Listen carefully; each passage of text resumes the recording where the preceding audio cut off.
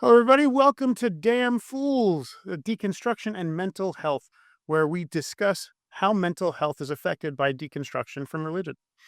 I am Mike. I'm a licensed professional counselor of mental health, and this is the Beard of Empathy. Today, we are being joined by uh, infamous Kelley Laughlin. Uh, Wonderful, wonderful person. Hi, Kelley. How you doing? I'm doing great. You probably don't deserve that good of an intro, but yeah, I'm doing great. Thanks for having me. We love all your content. We love everything I see on Truth Wanted is amazing. I've run audio on that show for you and others before, and I think this is a great show. It goes Totally beyond, appreciate you. yeah, it goes beyond some of the conversations we typically have. Right, it still contains some of that stuff, but it also includes stuff about aliens and Bigfoot and stuff like that. So like Those are the I calls. love those.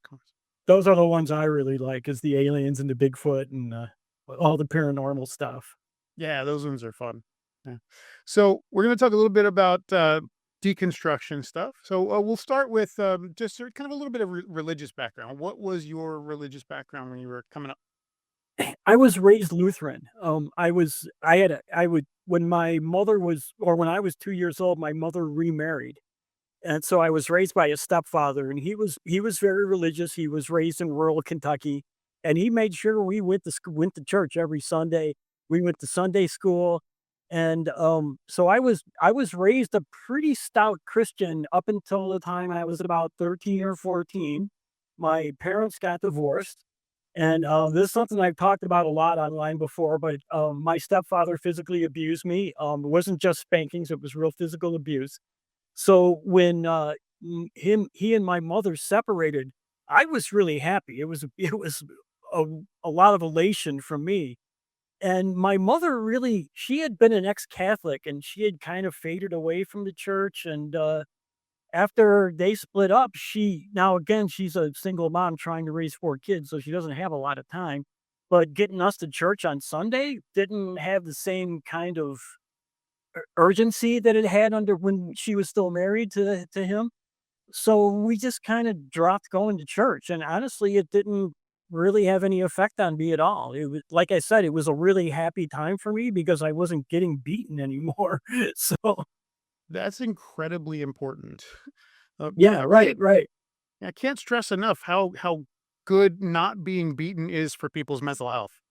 Right? It is downright a privilege to go through life without being physically assaulted by a parent. Right? And honestly, I mean, looking back on it, that might be some of the reasons that I have such good feelings about being an atheist is because, I kind of found my atheism at the same time I was getting out of that. Yeah.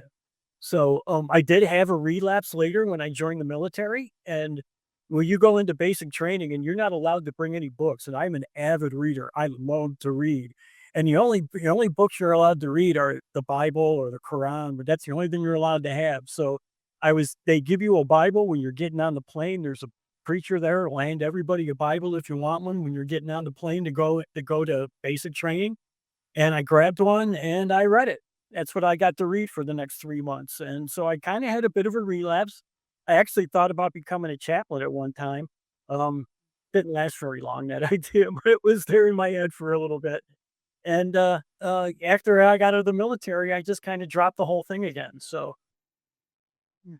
I imagine it was some of that had to do with just almost peer pressure. Like you're around a lot of people who, in a situation like military training, is a situation to, uniform everybody, make everybody the same. You're being pushed into the mold with everybody else, and everybody else is mhm. Christian. You know what Yeah, I it mean? is something you hear. It was something I heard every day in the barracks. The even our drill sergeants would mention it. I mean, they weren't really pushing it on us, but they would make sure we knew Jesus was there and he was watching us, you know? So, okay, and they would use it more like a guilt thing, you know? The drill sergeants would.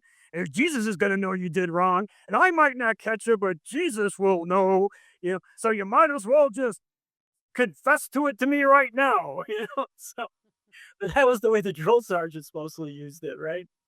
But I mean, you would hear preaching every day, basically, from the people that you were in the barracks with, because there were so many stout believers in the military.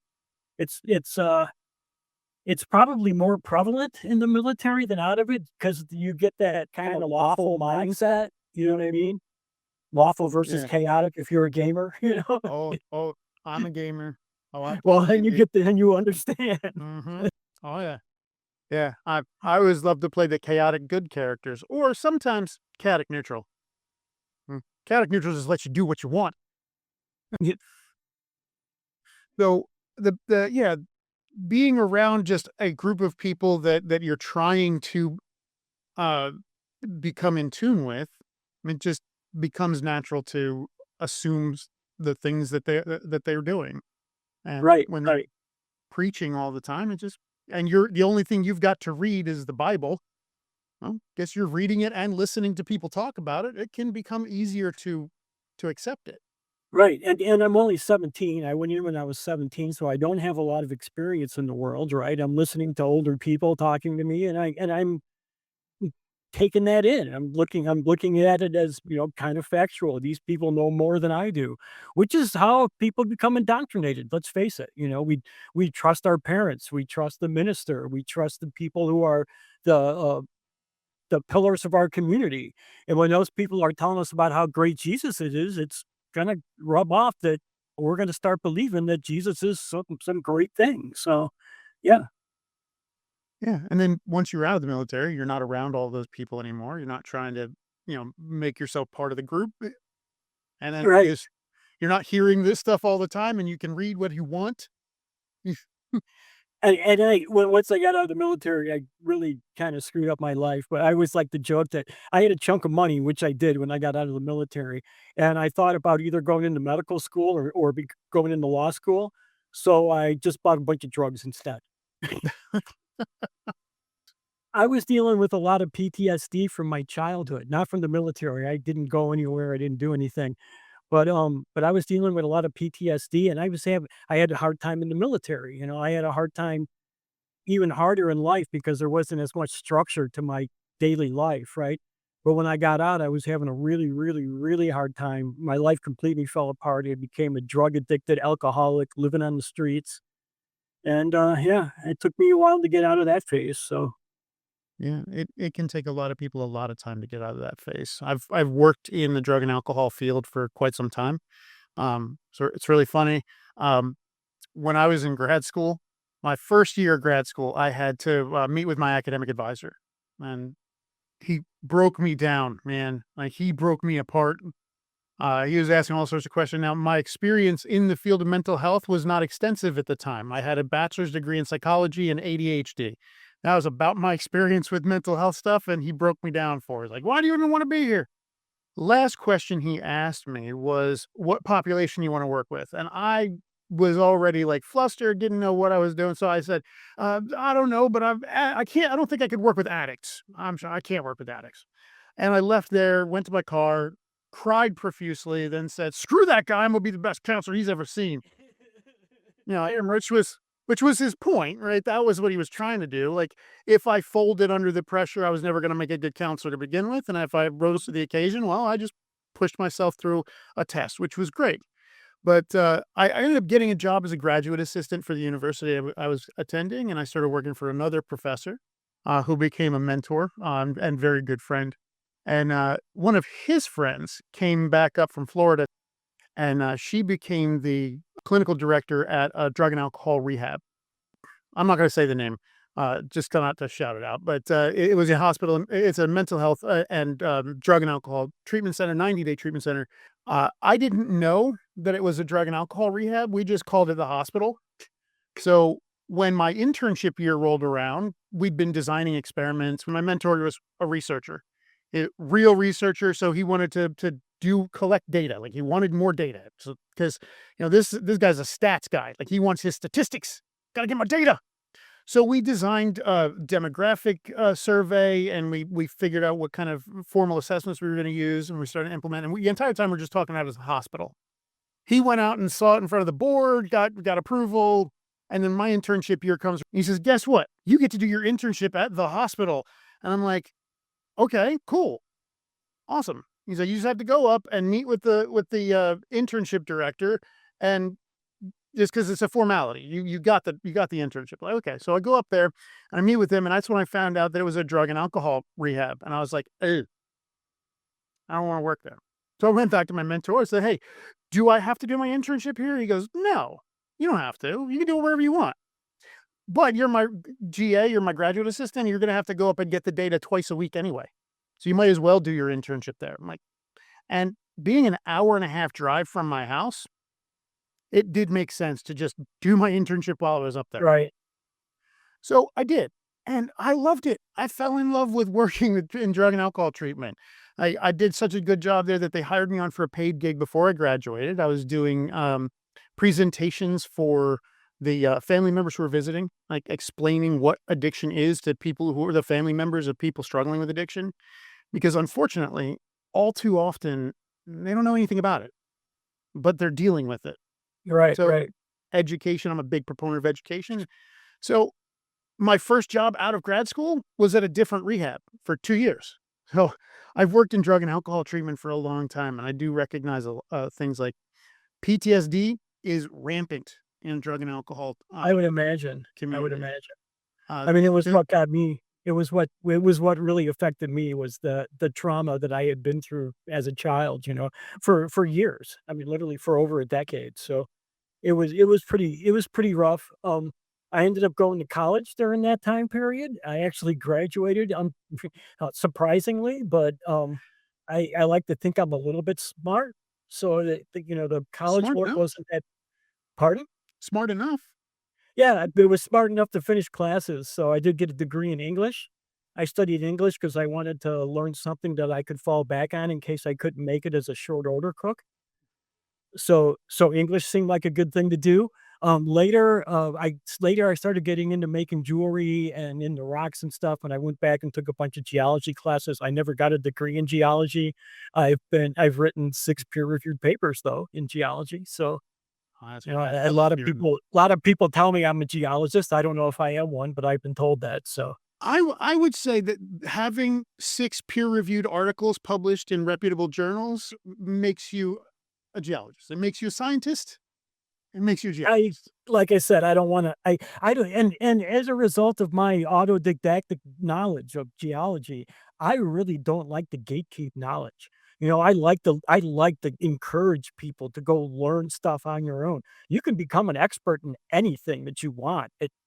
You don't need a college education to be an expert in it. You just might not get the recognition from other people who have college educations. And if you're good enough and you're, smart enough, you will get that recognition too. I did. So, yeah, there's no reason to gatekeep knowledge. It's out there for free for everyone. Please, if there's something you're interested in, go learn about it more and more. Yeah, absolutely. But do like learn about it in the right ways, right? There all too often we see people coming up on live streams talking a lot of stuff about things they really don't know because they did some Google searches or they ask Chat GPT, which I refer to Chat GPT as digital confirmation bias. That's all it is. It's just going to feed you back what you give it. Interestingly enough, I had a Christian tell me that ChatGPT was a demon. I'm not surprised. I'm not surprised. You're gonna find some religious person of some persuasion who's gonna find a demon in everything. Mhm. Right? They were in the 80s, they were talking about demons in Care Bears, which is one of the most wholesome shows I can think of From from the the 80s. Teletubbies too, remember the Teletubbies were demonic as well. Well, they were, but Well, they kinda were. Yeah. I know were. I don't think they were intentionally, though. But that's how they came across. Yeah. Especially the son with the baby in it. Like, really? That's weird. Yeah, Just that was weird. weird. That was really weird. Just weird. But I all going through college and stuff, I was really having a struggling with drugs and stuff, and, I couldn't hold a job. I just couldn't hold. I was having a really hard time with the daily routine, that I mean, college was kinda okay. I was only going 3 days a week, it was, I was taking a lot of, classes where I was doing the work on my own, which I seemed to do well with. I just get the work done and turn it in and it didn't and just have to show up for a few lectures each semester, and I did really well doing that, so I was able to graduate, like I said. Um, there was something I was gonna say, and I got into New Age. And I always say new age is one word, newage, so it rhymes with sewage. So I really got into that in that time period. There was this whole I mean, I was like a hippie on the streets. It was like the thing to believe that we are all one and there's this universal essence that coexists in everything. And it was a great feeling, I guess. I mean, it made me feel better about my life, but it didn't really help me make my life better. Yeah. And it it also made me rely on, if I'm gonna get better, that this universal essence knows that, and it'll make me better, right? So I'm relying on this supernatural thing, and I think a lot of religious people do this. They rely on this supernatural thing to fix the problems that they have, when really they need to do it themselves. And that's what I came to the realization one day. It's like none of this stuff is going to get me better. I need to do this on my own. And so I just put my foot down on my foot down on myself and said, "Look, you're going to get your shit together and do it." And I did. So Yeah. Most of the time, the recovery takes just dedication. And to some extent, religion does give some people a boost there. There is a reason why Alcoholics Anonymous, Narcotics Anonymous, they're all based in religion. I don't necessarily like it, but I do know that there are some people for whom turning themselves over to what they believe is a God is the only way that they can break out of the patterns that they were in. Right? If they're dedicating themselves to going to church instead of going to the crack house, isn't that I though? I mean, like, isn't that saying my life isn't in, I'm not in charge of my own life? Yeah. And that's why I don't like that idea. I mean, it's great for some people, I guess, to help some people. I know AA doesn't ever publish their success rates. So I, it, I always wonder about it. And I know there's a lot of recidivism. I actually have a pretty good idea of AA. My dad, I didn't meet my dad till years and years later. I was in my late 30s when I met him. But he was involved with AA for like 60 years before he died.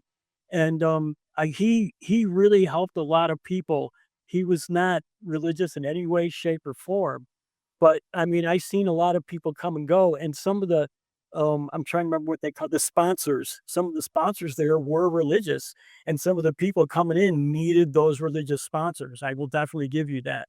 But my dad had a really good success rate. I think he may have, I don't have any statistics to give you, but he seems like he did a really amazing job of getting people off alcohol. I mean, when he passed away, they had a memorial service at a Milano club, and it literally went on for 6 hours of people coming up and telling us how he had changed their life and made them better person.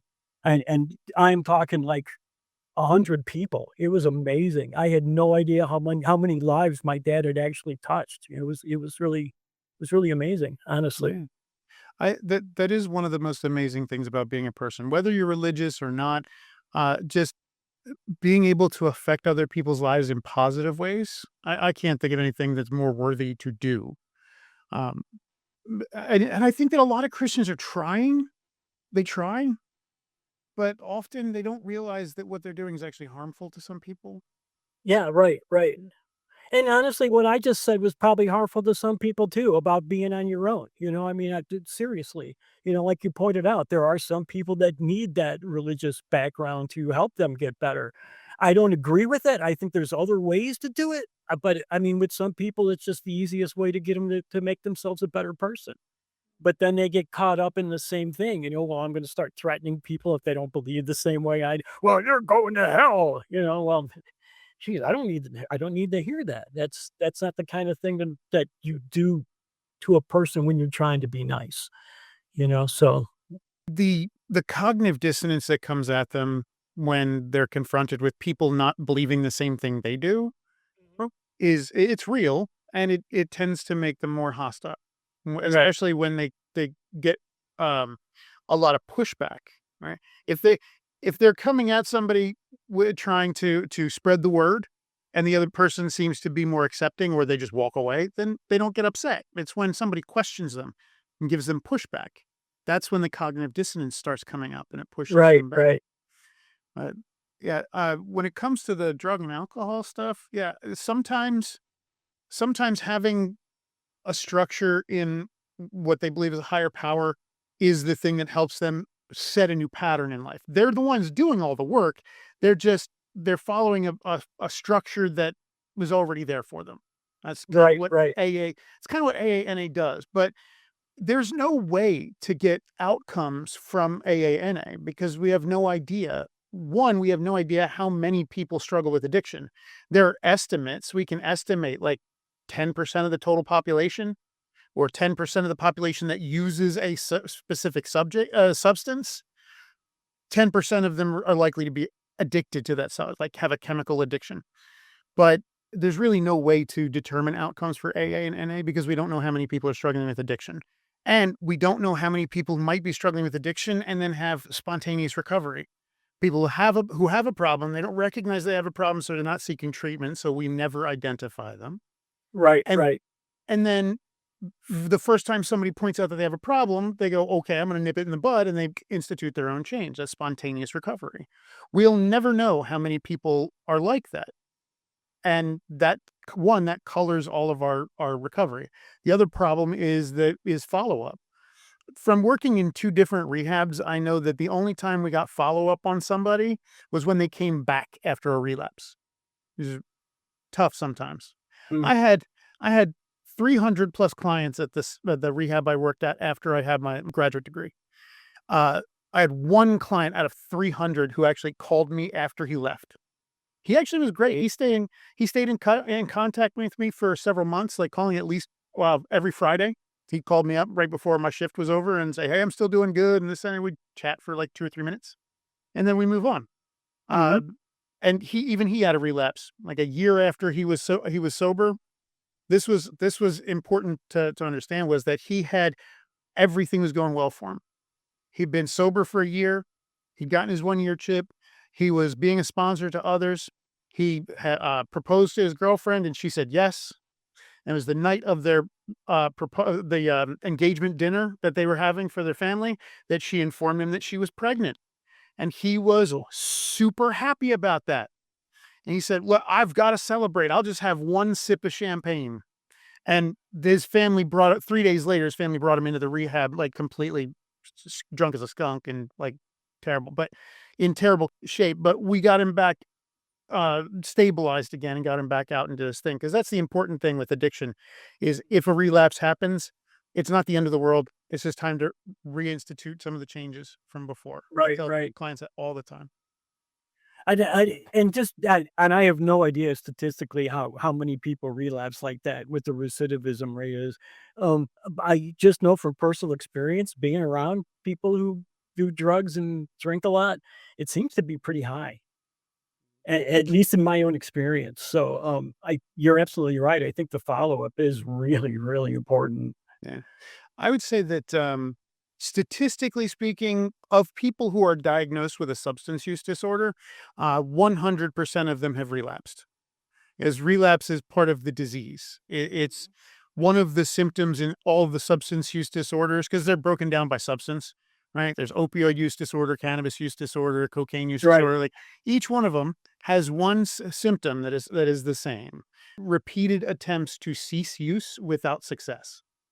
That's one of the symptoms. That's relapse right there. Anytime a person says, "I'm going to stop doing this," and then they re-engage with that behavior, that's a relapse. So, That was me with cigarettes. uh, oh, I was a pack a day smoker for 15 years. Yeah, I was too. I was too. What Thankfully, it's made been you quit? 11 years. Grad school. Honestly, Fair enough. I got into grad school, still smoking, and then just as I was going through grad school, I said, "You know what? I really need to stop this." It took some classes on what addiction was and things like that. And I was like, "I really need to stop this." So I moved over to vaping with nicotine, and then I tapered my nicotine levels down and just stopped after a while. I just went cold turkey, but I kinda had to.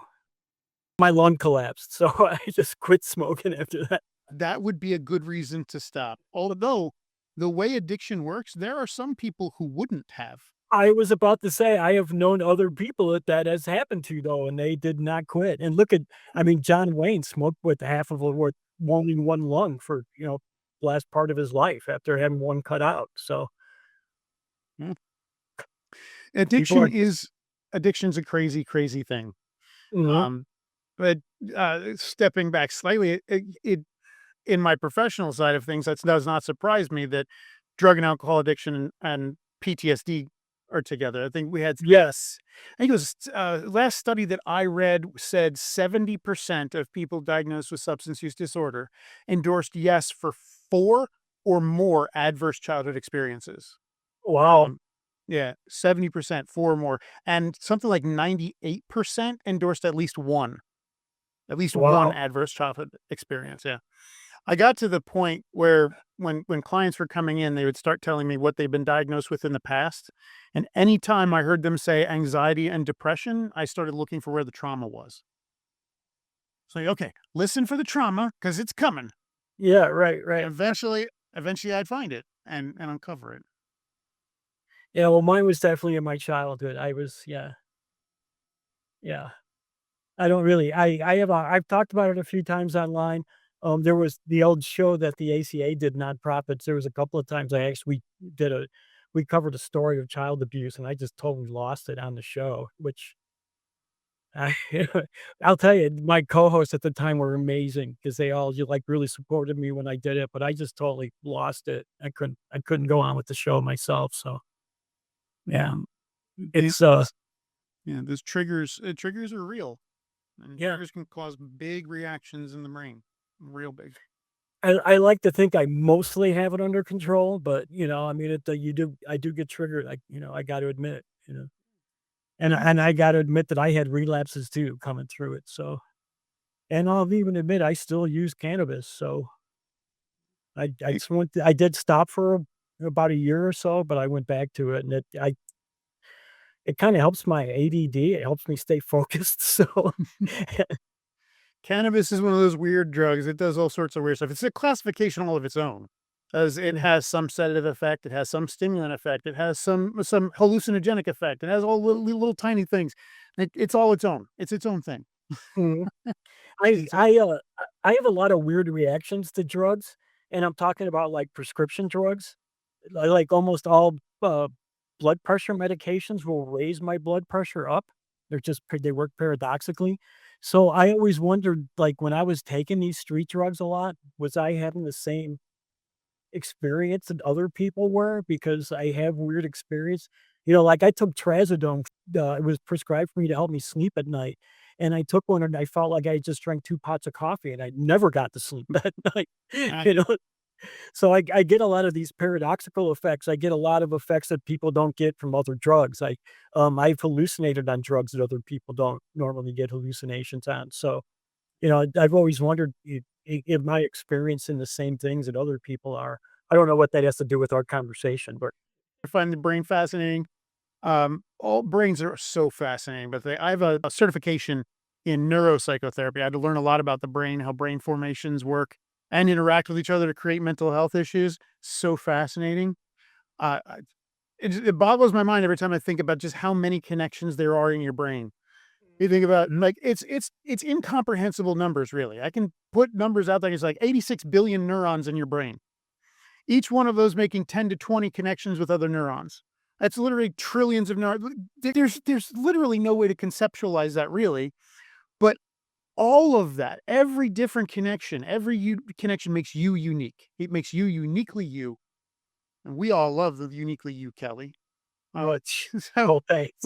we thank you. We Somebody you guys here, especially when trauma sticks around. Sometimes it can be difficult to do that for ourselves, but that's more important that we accept the love that's given to us, no matter where it's thank coming you. from. Thank you so much. Right back at you, man. Oh, I I, appreciate uh that so much. I feel really good about myself nowadays. Started my own business. I had a couple of kids. The kids really helped me get back on track. You know, I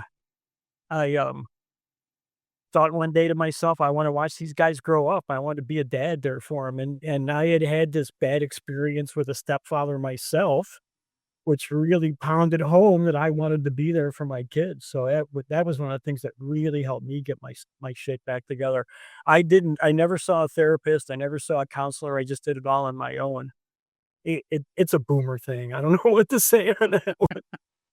No, it really kind of is. There's a lot of social stigma in different generations on mental health treatment, and The boomer generation, I believe, if I'm remember correctly, that's the don't talk about Aunt Doris going to the therapist. That's That right. generation, I the whisper it. And we get to the Gen Xers, just like I don't need it. I don't blame people who go see it, but I don't need it. And the millennials are like, please let me see a therapist. Yes. And then the millennials are also taking the Gen Zers and be like, you're going to therapy. I have a lot of Gen Z clients right now. They're all like, I really want to do therapy. I'm like, good.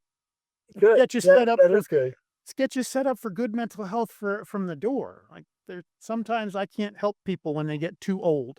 And I say too old meaning stuck in their ways old. You, Kelley, you are young. You're not stuck in your ways I I try not much. to be. I try not to be, Yeah. it only takes a conservative or a liberal 20 years to become a conservative without changing a single idea. Yeah. So, I wanted to keep changing my ideas. I want to evolve with society and the world. So I don't want to be that cr- crusty old man yelling at the kids to get off his lawn. Screaming at the clouds. Ah, yes, clouds. Exactly. Exactly. Yeah, I mean, with the dedication to learning, you can't help but understand that you don't know everything and that you could be wrong. Being Mm, able to stay up to date on things, right. that's the important part.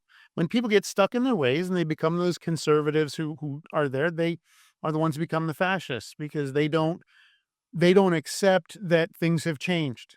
They don't want them They, to change.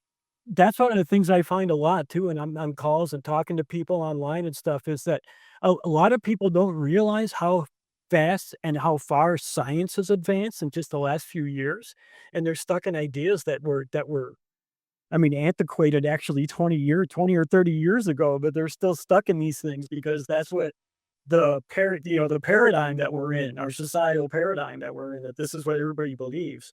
So it's kind of weird. It's just like, the cause and effect thing is something I talk about a lot, where a lot of people, well, you can't have an effect without a cause. Well, that's not true.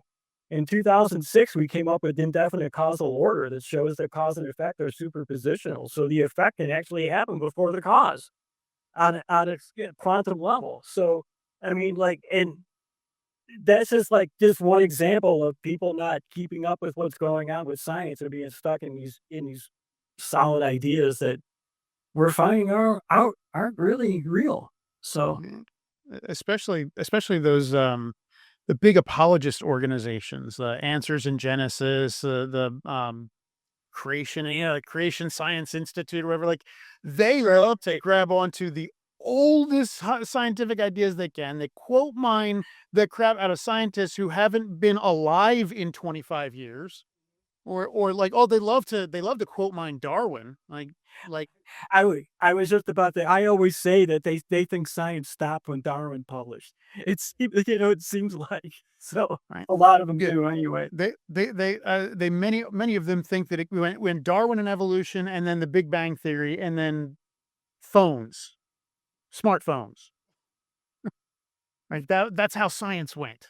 That's how it works. Yep, Yeah, that's but how it happens. we know that that's not the case because we've been involved in the learning aspect of it, and I think that's the most important thing about the learning thing is not learning facts. It's not rote memorization. It's learning how we learned the things, the methods we used to learn these facts that we have, Mhm. and doing So the we can learn better. experiments. Yeah, so we can learn better. Yeah, But yeah. it's not like, oh, it's not like in church where you go into church and you have to memorize Bible passages, right? It's not like that. Don't memorize the Bible passage. You don't need to memorize the whole Bible to be a geologist. You don't have to memorize the entire geology textbook. You just have to learn the best ways of putting on the tests, doing the experiments, figuring the things out. If you have a rock sample, you don't know exactly what it is, you know the processes to figure that out. Or what it is, right, Yeah. exactly, exactly, But if it exactly. was if it was just rote memorization, you'd be like, "I don't know what it is. Doesn't look it I looks like this, but it doesn't look like this, so I don't know what it is." I get that a lot too. I've actually surprised PhDs with my knowledge of I'm really good at site identifying for some reason. I know why. I have a really, really good memory. I'm blessed with that. So, and then for a long time, I traveled around the country and I went to every rock shop, every geology museum that I could find, and I saw just thousands and thousands and thousands of mineral specimens, and they all got stuck in my head. So now I can look at a piece, tell you what it is, and most of the time I could tell you where it actually came from as well. So Wow, that's fascinating. I I find when other people know stuff that's really cool, that is much more fascinating to me. Like I honestly, no offense to you or any geologist, but I find rocks to be kind of dull. Uh, no, that's fine. That's fine. No, I don't. I'm not offended in any way, shape, or form. You know, we all have our things that get that pique our interest, right? Everybody does, and we can't all be the same, thankfully, Yeah. right? I think that the thing that piques my interest in these areas is just the passion that other people bring to their areas of study, the things that they find great. The love that you have for rocks is infectious. It, it's amazing. I love that kind of stuff. I was the last episode I did with Miss Non Sequitur. We were talking about Forrest Valkai, and my greatest dream in interacting with Forrest would be to be on a call with him when he actually gets to have a really nice, like positive, just geek out session over evolution or something else that he's just Yeah. passionate about because he just has this wonderful like way about him. He's great. He does. He is amazing. He was amazing. One of the highlights of my life was him remembering my name after a year. I think that Forrest and you and some other people like Justin Deconstruction Zone. I learned so much watching you guys. Dr. Blitz and allegedly Ian. Like they're I so. wish I was on their level, honestly. Well, see, that's the thing. I think that when it comes to geology, you're way past them. Well, I don't get enough I don't get much of a chance to do my geology when I'm doing calls and stuff though, unfortunately, but, you know, like, when they take calls about other subjects, they're usually I think they're a lot better than I have imposter syndrome really bad too, though, so I'll admit that, so That is very common with PTSD, especially. And PTSD affects the way we think about ourselves, and unfortunately, also with a Christian religious background, the basis of your identity early on in life had indoctrinated into it the idea of original sin, like that you're not good enough. That's the yeah, thing. plus I had the idea that I was a piece of shit and not worthy of anything literally beaten into me too, Yeah. so So you had the religion outside the home telling you that, and then inside the home, it was reinforced regularly and painfully, I'm sure. The imposter syndrome come out of that. But I think that you hold your own on the calls. I've heard all the other hosts just kind of like I want to hear what Kelly has to say about this. I try to approach it from a logical sense, like, I know a lot of a lot of people are into doing atheist shows, they'll argue about the precepts of the religion, and I just think that's silly. I'm an atheist. I think that since I think every single person has a different idea of what God is, has a different definition, and because we don't have an unambiguous definition of God, we can't really have a conversation on whether a God exists or not because nobody can really define God first, right? So I like to look at the logical aspects of what people are saying instead of the religious aspects. You know, I don't want to refute that Christ was real or not. I don't really care. You know, let's talk about the logical aspects of the belief instead. You know, to me that's way more important. And it makes people question their belief too. When I've talked to a lot of people who have deconstructed, I one of the things I always like to ask them is, what was it that started you on your path of deconstruction?" And the one answer I get more than any other answer is, "I started asking questions." You know, so I think that one of the things that we can do to help people along the way is to teach them which questions to ask. Right, I and I think if we absolutely. look and I think if we look at the logical aspects of their belief, it's easy to find those questions, and it's easy to ask those questions, so Questioning is the most important part of everything. I think we should never stop asking questions about about everything. Always Yep, ask questions. I'll agree to that. Definitely agree to that. I would say that the only stupid question is the one that's not asked. I'm sorry I won't live another 100 years because there's still so much for me to learn. Oh, yeah. And I'm addicted to knowledge. I really am. I love learning things. So it's just anything, new cooking recipe. We discovered a new rock that had never been, or new mineral had never been discovered in the world before a few years ago, and we had to do all the testing for that. And I learned a lot of stuff doing that. Going through that process. It was amazing. Eh, I guess one of my biggest dreams in life in general is just bring some new knowledge into the world. All right. And I would love to get a paper published. I did mention that we were trying to get a paper published, but basically, once we collected all the data, we did the statistical analysis. We presented the kind of an outcomes presentation to the board of directors of the hospital, and they said, "Oh, thank you. We appreciate that. We'll keep that data to ourselves now." And they told us we weren't allowed to use the data to publish any papers. The only thing they allowed us to publish was something that had already been put out there. Was my mentor's previous graduate assistants. She had been working on her PhD, and she'd incorporated data into her PhD thesis, and she'd already turned it in. So the hospital couldn't say no at that point. But they did tell us we weren't allowed to publish any further data. So all that data, just Gone, lonely, basically. just Yeah, gone. basically. Yeah. Mm. That sucks. I'm sorry to hear that. I really am. It's where I learned that when it comes to drugs and alcohol, the vast majority of people start with either alcohol or cannabis. Something like 75% of people start with either alcohol or cannabis, or a combination of those two substances in a single event. Mm. Hmm. Interesting. I think I drank first in my life. Yeah. I think I did I'm too. positive I did. I think it helped me formulate an idea for why this happens. Like I would love to do this is where I want to do some more research. Figure out like if I want to see if I'm right about this. This is my hypothesis. Is Yeah, I know enough about the amygdala is all about anxiety. It's about protecting you, about keeping you safe. All right. When trauma happens, it's obviously something that's not safe. It strips your safety away. So your amygdala becomes more sensitive. And then it starts activating more often. Now, we don't want to learn to put ourselves in a danger situation, so your amygdala turns off your pleasure center when it's active. So that because the pleasure center is how we learn.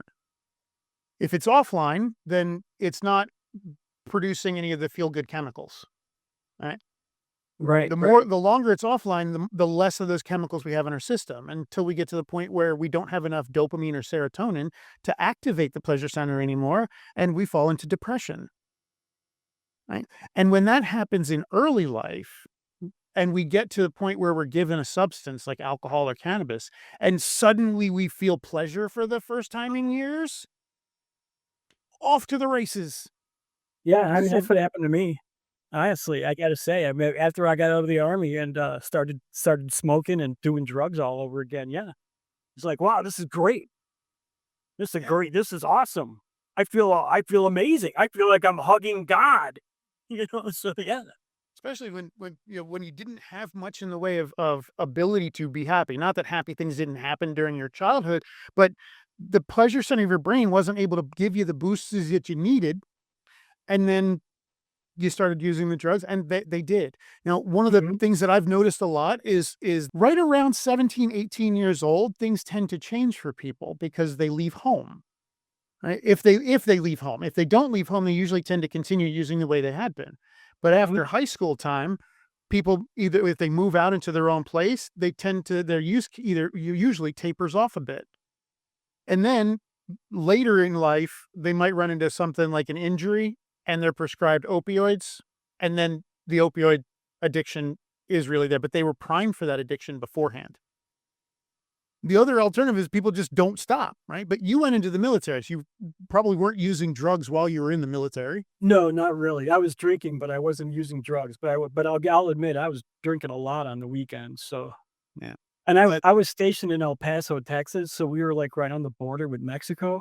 And we could, even at the end of the month when everybody was broke, we'd pull all our money together, send somebody down in Mexico on a taxi and buy like 10 bottles of liquor for a dollar or 2 a bottle and bring them back. You know? Right, and It was that that, you know, so and that was at a time when you only needed a driver's license to cross the border, right?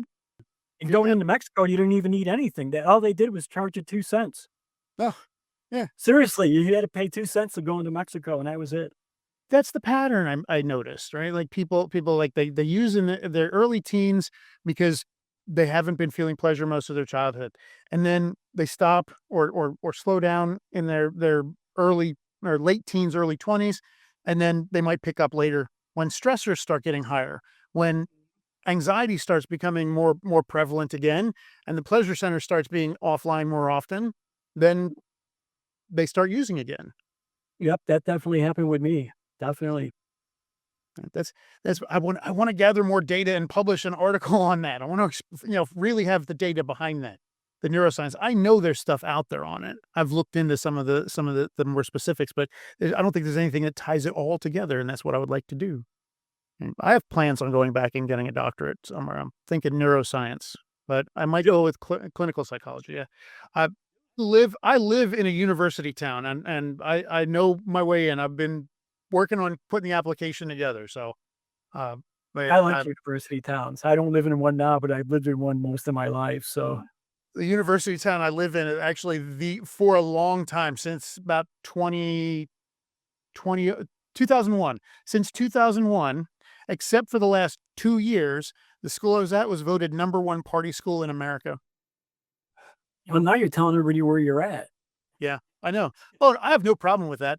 I'm not trying to dox myself, but I have actually one of the most generic names in America. Yes, yes, you do. Yeah, you do. Right?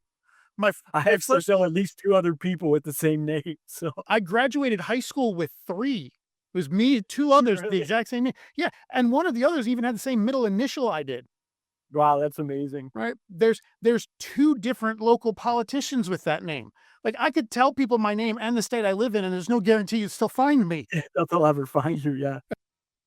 But I live near a university town, one of the biggest party schools, but it also has some of the best education when it comes to nursing. It's a Mhm. really good nursing school. They also partner with one of our local community colleges, and they get their nursing students from the community college and funnel them right into their nursing program, for the bachelor's program. Like, Yeah. all of the credits transfer from one program into the other, which you don't find everywhere. That's nice. Yeah, you don't find that everywhere, honestly. Yeah, that's nice. I do wanna say thank you very, very much for joining me today, Kelly. It's been a wonderful conversation. I Oh, really enjoyed it. thanks for having me, man. This was awesome. Thank you so much. I'm really glad. I'm excited to see it, is some more on Truth Wanted. Eventually, someday I'll get on the show. Yeah, yeah, definitely. Um, You but, gotta talk to the producer. no, really, who's the producer of Truth Wanted? I have no idea. You don't really? You really don't know?